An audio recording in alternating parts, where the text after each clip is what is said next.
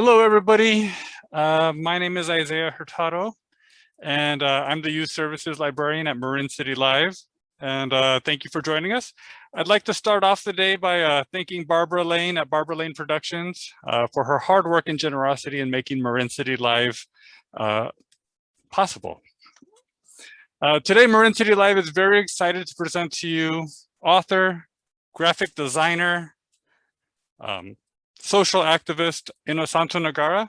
He was originally from Jakarta, Indonesia, and came to the States to study zoology at UC Davis. And while at Davis, Innosanto's graphic design and photography skills were used for organizing and social activism. And after graduating from UC Davis, he moved to the Bay Area, where he continued his dedication to promoting social change and creating a community of others with the same dedication. In 2012, Innosanto wrote his first book, A is for Activist. Originally written for his son, this book is now a national bestseller. Today, Innosanto will be sharing with us his most recent book, Oh, the Things We're For, which is a celebration of yours and our dedication to making our world a better place. So without further delay, we are very honored to have with us today, Innosanto Nagara. Hi, everybody. Can everybody hear me? Yes? Good. Wow, I'm actually seeing insides of classrooms. I haven't been in a classroom for a while now. But yes, thank you so much for having me. It's really exciting to be in Marin. I'm actually in Oakland, California, so I'm not that far away. And next time we can do this in person. So my name is Innosanto Nagara, and I go by Ino. I'm a graphic designer and author and illustrator, as was mentioned. And my first book was this one called A is for Activist. This was the book that I wrote for my kid when he was 2 years old. It was the book that I wanted to have to be able to read to him over and over and over and over and over and over and over again. And I originally just published this myself. I just wanted to have it for friends and family. And I found out that I had to actually print a couple thousand of them in order to be able to print it as a board book for kids. And it turns out I wasn't the only one who wanted to have a copy of this book. So it ended up being picked up by a publisher, and it became a big bestseller. And so then people asked me, what is your next book going to be? So my next book ended up being Counting on Community. So it's similar to A is for Activists, except this one is a counting book. And then people were asking me, what is your next book going to be? And I said, well, I don't know that I'm really an author. I just wrote some books, but, does that really make me a children's book author? And I wasn't sure what the story was going to be, because I was like, I'm not really sure if I'm much of a storyteller. I was writing ABC books, but then I was telling the story about something that happened when I was a kid, and that turned into My Night in the Planetarium, which is my first sort of picture book, which has a story to it, which is about art and resistance and colonialism. And then this book after that, The Wedding Portrait. Oh, you guys can't see. It keeps on disappearing. The Wedding Portrait is a book about why sometimes we have to break the rules, and people who are making change have always had to make the choice about when and where they're going to break the rules. And then after that, my kid was in 3rd grade and wanted to have books that were more like, ones that he could read himself, chapter books. So that became M is for Movement. This is I can sort of talk about later if we have Q&A about sort of the journey of the different books that I've written. But suffice to say, my books have spanned now from little board books for little kids to books like M is for Movement that are middle grade chapter books. But today, what I'm going to read to you is my most recent book called Oh, the Things We're For. And I think if we can get the screen share working, then that way you can look at the pictures, because the big part of it for me is I do the illustrations on my books as well. And hopefully that will make it more interesting too. And then I will read the book. If you can hold your questions until after, and then maybe we can spend some time chatting about anything you guys want to talk about. Does that work for everybody? Yes? All right. I gotta get my glasses on. All right. Oh, the things we're for. Get to page 1. When you go to a march and raise your sign high, you'll make people smile who thought you were shy. And you'll make people wonder, does that kid really know why? You do know, of course, and that's why you're there. You're there to say no, because you do care. You're there to say stop. What's happening's not fair. We can't keep doing what we're doing the way it's been done. We can't keep using it, moving it, running it how it's been run.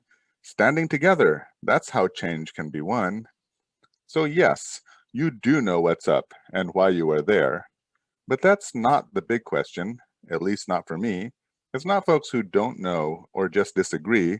It's folks who want to be with us, but feel that they simply just can't see. Folks who say, we want to resist, we're on the same page. Our problems are serious, it's easy to see. Destruction must stop, we can't let it be. Stop polluting and poisoning and cheating and stealing. No one likes dictators or violence or kids going hungry. End poverty, stop war. But okay, then what are you for? Oh, what are we for? That is my favorite question. And I'm sure it's yours too, because you pay attention. You have so many answers and so many options and so many solutions that you want to impart. The only hard question is, where does one start? We have to start somewhere, so let's take a pick. Take something we all do. We all get sick. We get wheezy and sneezy and snuffly noses. We get headaches and tummy aches and sometimes throw up. So we sip some hot soup and get a good rest, and soon we feel better and back to our best. But sometimes being sick is harder than that. The nurses may say we need more than just rest. The doctors may want to give us a test. Perhaps they'll tell us to get an x-ray. It might even mean a hospital stay. And when there's a virus that starts to run wild, more people get sicker, though some cases are mild. But so many sickies means so many meds, and not enough nurses, and not enough beds. But then we are asked, who's gonna pay? Sadly, the answer is pretty not funny. When companies decide to make all their money, deciding who gets cared for and who does not, depending on cash you put in their pot. So if you have means, you get the care that you need, but if you don't, well, you're in trouble indeed. So here's an idea that we can all share. We all do our part and put in what's fair, and then when we need it, we have access to care. So healthcare for all is the thing that we're for. Should I go on? Continue this tour? No problem, for sure. We all know now that the climate's a-changin'. The earth is a-warmin' and the sea levels are risin'. The ice shelves are melting, which is not all surprising, since science was warning that the globe will keep warming if we keep burning the stuff we've been burning. But is there an answer, some people may ask? Why, yes, you say, if you're up for the task. Look up, you exclaim. What do you see? A huge ball of plasma. Clean energy for free. So instead of drilling and spilling and, let's be honest, even killing, for dirty dead dino goop that should stay in the ground, let's embrace the sun and wind and earth. Nature's power will always abound. If anyone's still not sure what you mean, what we can change so our future is green, well, it starts with committing to making it real, working together to seal a New Deal. Wow, they say. Universal health care, they say. Solar energy. Such big things for a kid. Okay, that's cool. But shouldn't you be focused on kid things like playdates and school? School and play. Why, yes, on that you have much to say. We learn more with more recess and time to eat lunch. Much smaller classes. We can't learn in a crunch. If we memorize and drill and are taught to be tested, real thinking does not get invested. Critical minds can't flourish that way. And speaking of teaching, our teachers need much better pay. We need schools that are safe. We need freedom to range. We need libraries and sports. We need cultural exchange. We need music and arts to fill our brains and our hearts. We should be seen as whole people with many different kinds of smarts. There are so many ideas upon which we can call for a free and fair and public education for all. But let's get more personal. Let's talk about we. Let's talk about you. Let's talk about me. Let's talk about us and the many, many ways we can be. Let's celebrate the splendor of spectrums of gender. Let's recognize and value the many hues of our skin, the many languages we speak, our many lands of origin. To whom one may pray, with whom one shares love, the diverse ways our minds work, our bodies we're proud of. Those who've always been here, on whose lands we now tread, those who dare speak up, those who act quietly instead. But let's also be clear that harm has been done. Futures were stolen by sword and by gun. We can't flip a switch and say that we're there. A history of injustice takes more to repair. To balance the scales, we must reclaim what they stole and do all the hard work to make us all whole. Making us whole. That's really the theme. It's not as difficult as it may seem. Lock them up, they say. Throw away the key. That's the quick fix that some want to see. But let's take a moment and take a close look. Who gets locked up? Where, how, and why? You'll see there's a problem that one can't deny. A pattern of how the judgments we face are different for each based on money and race. And even if things were quote unquote fair, and those doing time quote unquote deserve to be there, is putting humans in cages the best we can do? In 10,000 years have we learned nothing new? We have, of course, and that's the good news. There are much better options from which we can choose. Lift up the idea that we dispose of no one.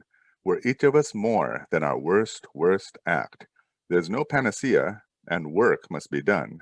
Liberation's for all of us, or else it's for none.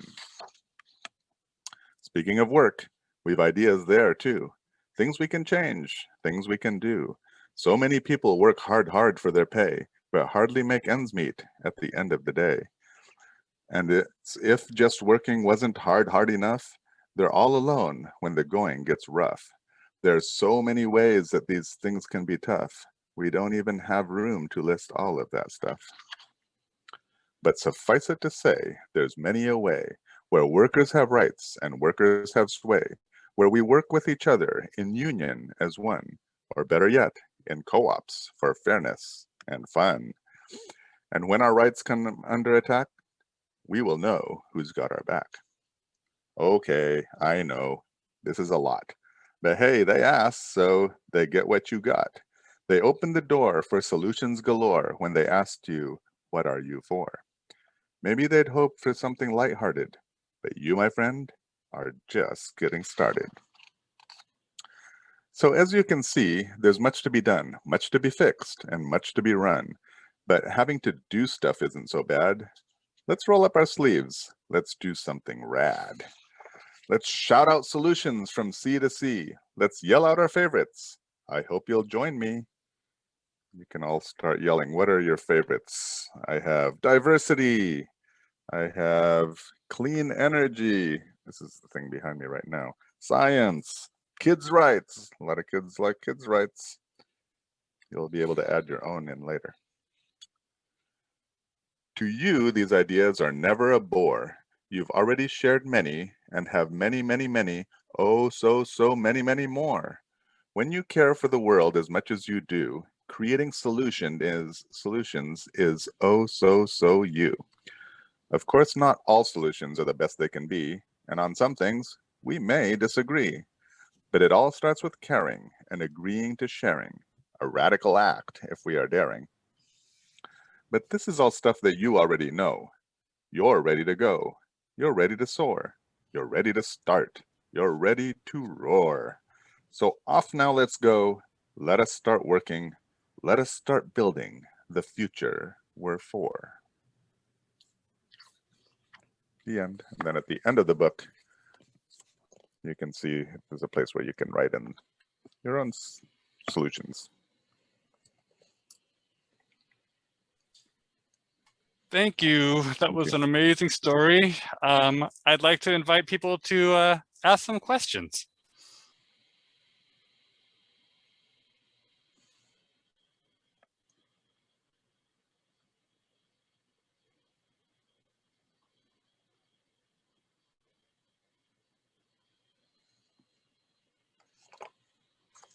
I'll start with one. What inspires your social activism?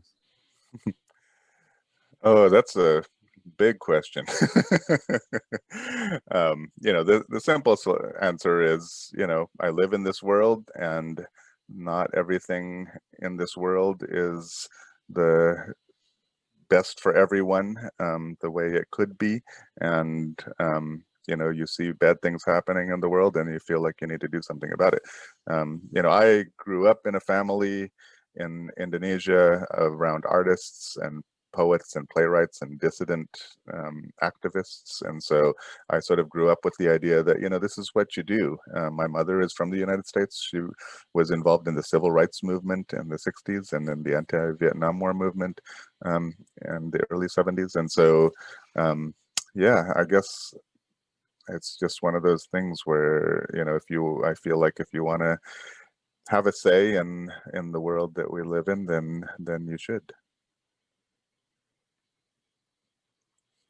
I see a hand. James? Yeah, what is your favorite book? In the world or of my books? In the world, out of all them out there. God, that's a tough question, because there's so many books that are for so many different things. But maybe, one that, in terms of when I was a kid, I read The Lord of the Rings about 4 times back to back. So I would say that's one of my favorite books.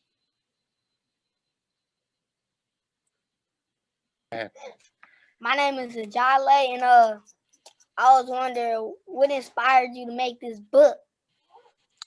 Let me see where you are. Just wave at him.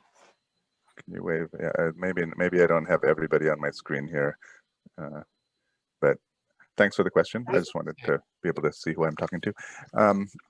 What inspired me to make the book? The book was one that this book I wanted to write because, I wrote 5 other books, 6 other books, and they all were mostly about sort of how do we fight against injustice, and how do you stand up and resist against oppression, which is all super important, obviously.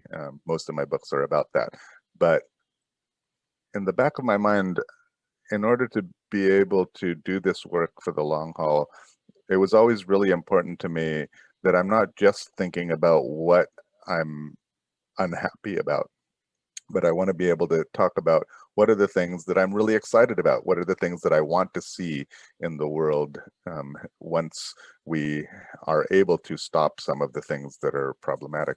And so, yeah, my motivation is to keep myself from just getting too depressed about everything that's bad. And also because the fact is, some of the stuff that's most exciting to me are the fact that we have some really good ideas out there, but if we just haven't been able to put them into action, it's not for a lack of having models for how to do it. I live in a community living situation in a co-housing community. I worked in a worker-owned cooperative, so we could change the way that work is done, so we don't have bosses that coming down on us all the time. I train martial arts in a collectively run dojo, and I teach there also. So teaching and training can be something that can be done collectively, where everybody has their full voice. So for me, that's really an exciting idea, the idea that we can bring our whole selves to the world and not have to accept the way that things are set up, where some people are always, higher than others.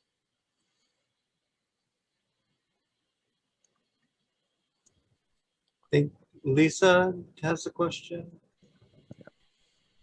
We do. Actually, Ella here has a question. I guess I'm not able to turn my video back on, but Ella here has a question.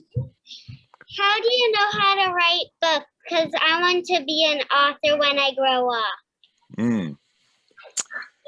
I did not know that I wanted to be an author when I grew up. I thought I was going to be a graphic designer. My father was a poet and playwright, so he was a writer. My mother is a linguist. My brother is a musician, and so they all did different kind of things. And I thought I was all about the visual graphic design piece of it, whereas they were doing performance and writing and all this stuff. But I did always write, and when it came time to write A is for Activist, I didn't really think twice about it. I just did it. And a lot of kids ask me sort of what's the process around writing and how do you become a writer? And the one, you know, every writer is different, right? But for me, for my process, there's two things that's most important. One is that I have to write quickly. I have to just sit down and write it, write my story. Don't worry about whether it's spelled right. Don't worry if it sounds great. Don't worry. I just have to write it first really quickly. And then I'll go back and rework it until it gets perfect. But if I start by thinking, and you know, if I get 2 sentences in and I don't like how something sounds and I try to fix that, then that'll ruin my flow. So I need to just write. And then the other thing that I do is I share it with people a lot. I have to be not shy about that. I just put it out there and I get feedback. And that way, whenever I am getting a book published, by the time it gets published, I know that lots of kids have read it and lots of kids have given me feedback on what makes sense, what they like, what they don't like about the book before it goes to press. And so it's those are sort of my two things. Is one, you know, writing only happens when you're writing. Seems obvious, but you'd be surprised at how many grown-ups end up spending time not writing when their goal is to write a book. And then and also, you know, open it up. The first time is always hard. You don't want to share it. You feel shy and embarrassed about it, but you get used to it. And you know, once you have some confidence in your writing after you do a lot of it, then you know, then any feedback that is critical is actually good, because you know it'll just make it better. Thank you very much. Thank you for the question, Ella. Tanner had a question. Yeah. What was your favorite book that you've written? Like, I know my friend James, he asked what's your favorite book in the whole world, but I was wondering, what is your favorite book that you've written? Like, is it A is for Activists or like one of your other ones? You know, that's, you know, for authors, that's like asking a parent who their favorite kid is, right? I'm not supposed to have favorites, but I will say that the book that I love the most, that I feel maybe gets overlooked the most, is My Night in the Planetarium.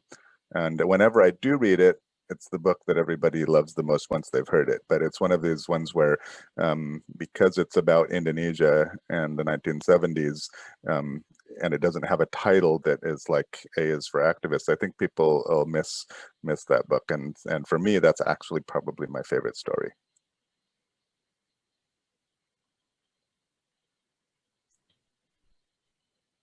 We have a question from Chloe Ashby. Okay, so my question is, do you enjoy writing books? That's a good question, because you know, you would think the answer is obvious, but after a while, sometimes, you know, it can be scary and difficult to start a new book. You know, I wrote my first book because I wanted to write it, so obviously, you know, I enjoyed it. And there's pluses and minuses. There's times that it's really fun when it's flowing, and then there's times when it's really frustrating when I read it to somebody and it doesn't seem like they're getting it, and then I feel like I have to change it all. So it isn't always like, yes, I always enjoy it, but it's a privilege to be able to you know, spend my time sitting at a computer writing my books. And so I certainly would not do it if I didn't enjoy the process as well. It's a good question. There's a question that was in the chat earlier from Saul Gonzalez. What would you say to a classmate that does not like your skin color?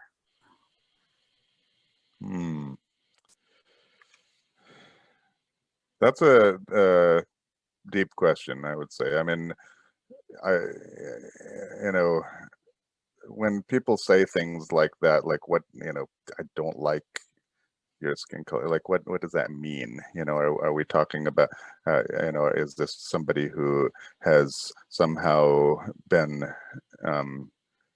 develops some ideas that are racist, that, where they're saying that they don't like certain people because of the color of their skin? Are they, saying that it's a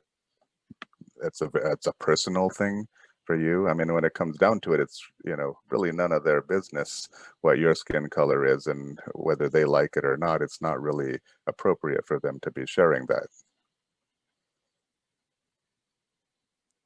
It looks like Kamari from Bayside MLK has a question. Go ahead. My name is Kamari. What do you do to make the books? I start with just sitting down and writing. So my books all start with the writing part of it first. But in terms of making the illustrations and then putting it all together, that I do it all on the computer. I'm a graphic designer, and so by trade, and I've always done that on the computer. I'm not really much of a drawer, so I start sometimes with photographs as samples, or I'll take photos, but then I'll take it into a program called Illustrator, and I'll draw it based on that. And then I'll take it into another program called Photoshop, where I'll be able to add in textures and colors and lighting and that kind of thing.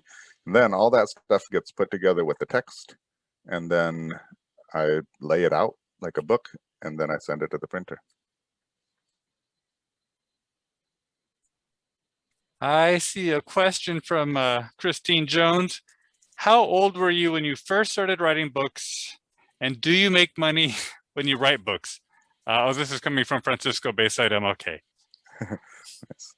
I mean, my first children's book that I wrote I was 42 when I wrote it, but I actually did some translating work and wrote some stories that were published in Indonesia when I was 7 and 8 years old.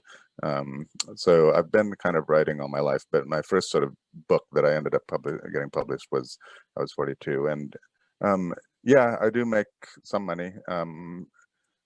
But I also work as a graphic designer, so I don't live exclusively off of my book sales.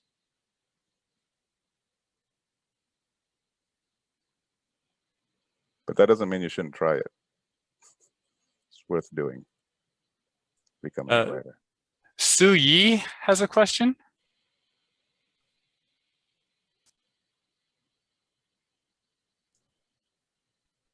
I think Su Yi's question was in the chat. It was, what was the response from your child? I believe that's regarding the book. I mean, my child was 2 when I first read the book, and my first and primary motivation was to write something that he was gonna enjoy listening to, and so he liked it. I have to say, and little kids reading this A's for Activists with 2-year-olds, they get it memorized very quickly. They like the rhythm and alliteration and looking for the cats, and so it's it did become a book that I read to my kid a lot. Also, I think Layla's had her hand up a few times, and I'm not sure if Layla? you can see her. Yes. So, I liked how in A for Activist you put pictures and sentences and words that can move people and make them feel differently about some stuff. Honestly, like kind of the two aspects of fruit and the Is that part of the question? Yeah, no, thank you. I mean, that was, I think of A is for Activist as kind of more like, in some ways, like poetry. People think poetry is something that's right out there, but that is what it is, right? And it's putting together these sentences and words that for the littler kids are sort of big words that sound good in the mouth, and for the older kids, it's concepts and ideas that have meaning, that you can fill in some of the gaps. You don't have to be told everything, right? You give them some short sections, short sentences, and you get a stronger idea and feeling about what that's about.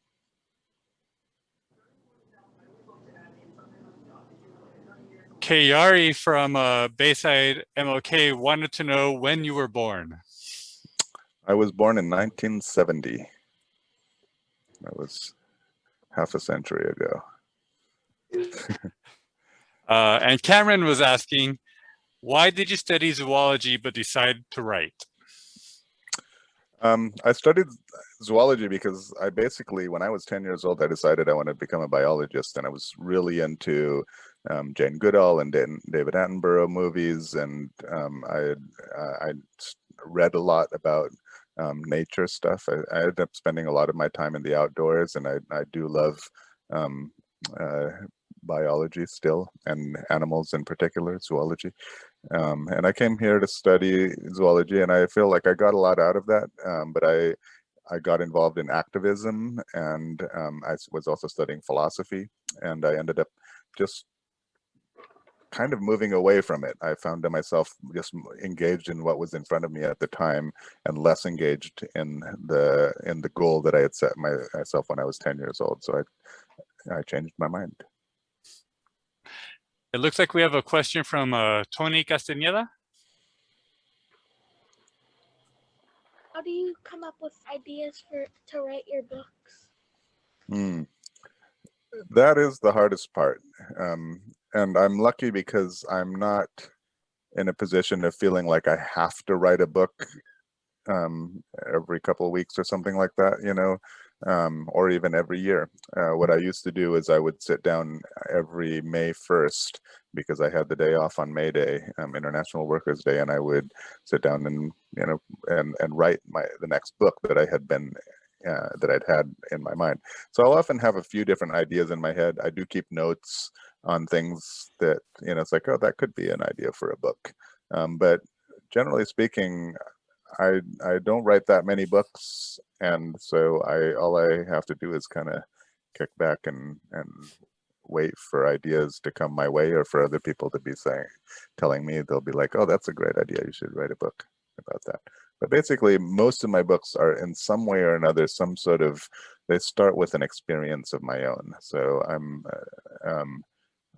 not approaching it as, oh, I need to write a book, so what am I going to write about? And in fact, I really sort of resist that idea. There was, after I wrote A is for Activists and Counting on Community, I played with the idea of, okay, what's the third book in that series? But I really don't want to write just in order to make a series of books. I want to write when I have something to say.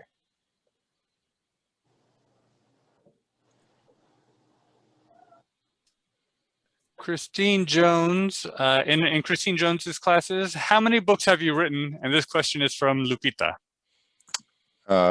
It is 2 board books, 2 picture books, 1 middle grade chapter book, and then the one that I just read. So that's 5. But then I have this a new book coming out, which wasn't written by me. It's called Together, and that's another board book, and it was written by my friend Mona Damluji, and I did the illustrations on it.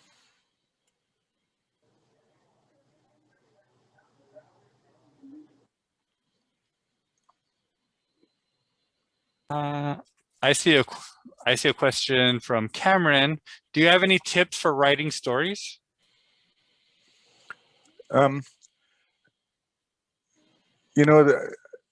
It's interesting because I never, I think people who go to school for writing creative literature type work, they get a lot more practices and ways of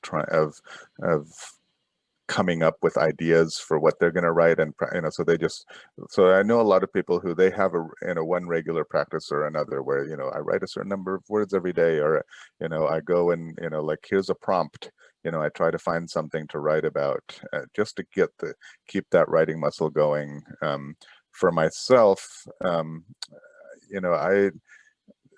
best I can say is I do what I mentioned earlier, which is that when I do have a book that I want to write, I just sort of go in and write it quickly. Because again, for me, it's hard to hold on to the whole arc of the story. And it's hard if I feel like if I'm going to go into this is going to be a long process, and it's going to be something that's going to take me forever, and I don't know where it's going to go, and I don't know if it's going to be perfect or not. If I have all these doubts in my mind, then I end up not wanting to do it. And so what I found is the best process for me is to just go in with the idea that this is going to be fun. It may or may not work out. There's plenty of things that I've started that I've never finished. But when the right one comes about, then that one becomes the thing that I get obsessed about and I finish it. Chloe has a question. What inspired you to write the book that you read to us? The one just now? Yeah. The things before? Yeah, that one, it was because of having already written so many books that are about essentially about how to fight against oppressive governments and how to to stand up and resist and against oppression. And this one was the one that was about what I actually spend most of my time doing, which is trying to build something new in its place. So I really wanted to find something. I wanted to share some of the ideas that like I said in the beginning of the book, that people ask you, what are you for? There's so many things that we're for that I felt like it was important that it was time to, after as many books that I've written about what I was against, to also talk about what I was for.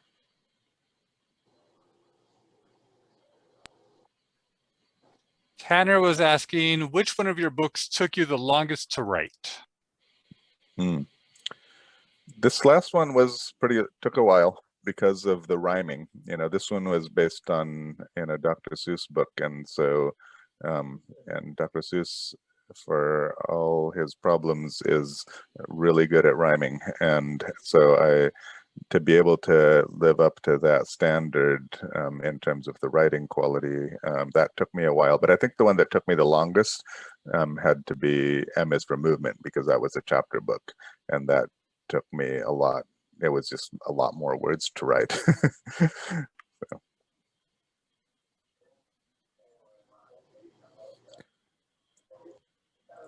Cameron wanted to know what inspired you to write. Let me see. I guess I just realized I should be maybe seeing the chat as well, but I guess you're reading off of the chat mostly. Cool. Well, what inspired me to write A is for Activists was wanting to write the book that I wanted to write for my kid. But I found that what happened after that was that I basically, because I'm around kids a lot, kids at my kids' school, kids in our community, and I find myself just talking with kids about stuff that's happening in the world. And since I can, and since I have the tools to do the writing, to do the illustration, I find myself just putting all that together in my books, and that. So I don't know if that answers your question in terms of it inspires me, but it's sort of like that's what I have to offer. And I always have a little bit of an imposter syndrome growing up. I'm not sure where I fit in. Our branch manager is in the chat room as well, and she says that she's looking at My Night in the Planetarium right now. It's beautiful, cool. Both in Word and in illustration, and she just ordered copies for both of the school libraries. Oh, cool. Thank you. Yeah, I hope you like it. It is my favorite. There was a question earlier from Manya at Bayside MLK, and she was wondering why did you name your book "Oh, the Things We Are For"? Yeah, it's an homage. It's a reference to a book by Dr. Seuss called "Oh, the Places We Will Go," and that book, you may or may not have come across it, but it's probably in one of your libraries because it is one of the most commonly gifted books out there for graduates, and it's all about sort of like all the places you will go. But I felt like, that idea of "Oh, the things we're for" and "Oh, the places we'll go," that, for me, I wanted to have the "Oh, the things, places you'll go" in a more specific way, something more specifically about the kind of future that we want to see. So. Cameron Samuels wanted to know, when you were a kid, were you above other kids at writing? Oh, no, I don't think so. I was probably, I grew up in Indonesia, so I could read in English because my mother is American and I grew up speaking English. And so I think the one advantage I had around writing and is that I could read in English, and I read in English from an early age. But compared to you all, my access to books in Indonesia in the 1970s was pretty limited. So I did have a lot of books that were hand-me-downs or that I found in different places. But I think a lot of my writing is influenced by sort of reading and studying that I did, throughout my life, not any particular time in my life when I was, ahead of anybody or anything like that. It looks like we have one more question before we start wrapping things up, and it's coming from Mia Turfort. The part about being sick, was that inspired by COVID-19? So the part of that was already in there. The part about healthcare was already something that I was planning to write about, and I had already written it. And the book was actually pretty close to ready for publication when in early January last year, I had been in Indonesia and we started hearing about COVID, and so I thought, this clearly was going to be a big deal, and I wanted to make a more specific reference to it. So the part about that sometimes the virus is mild is a specific COVID reference, yes. I think, all right. I think that's it. I really wanted to say thank you.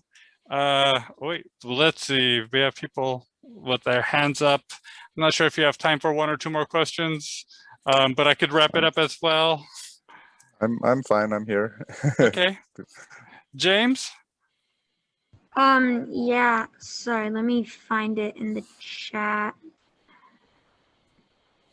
What is your favorite thing about the making of a book?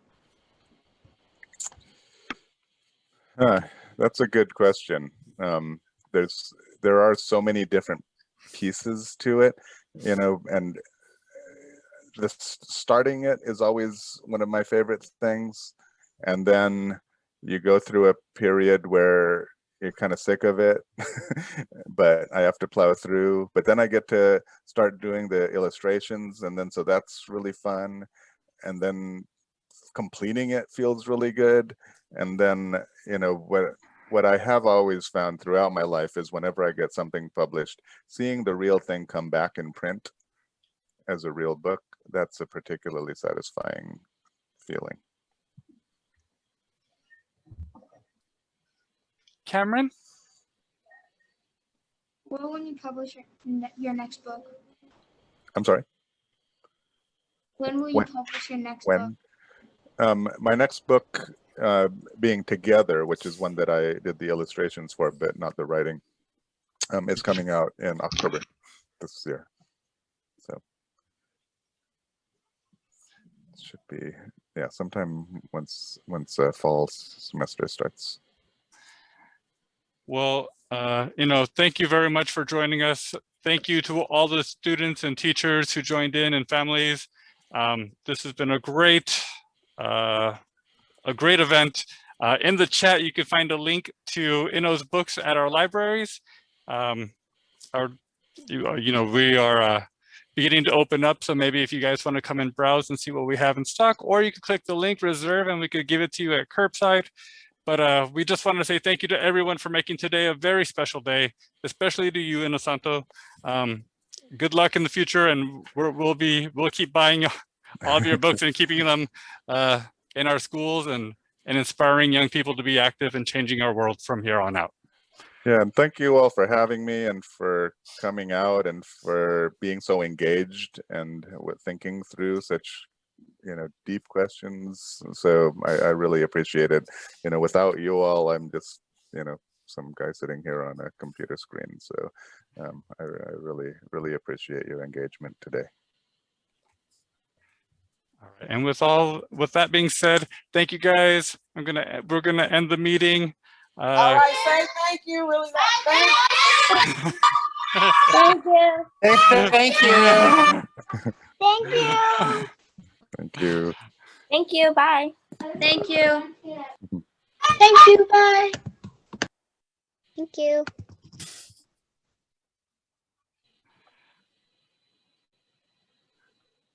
Wow. All right. Thank you.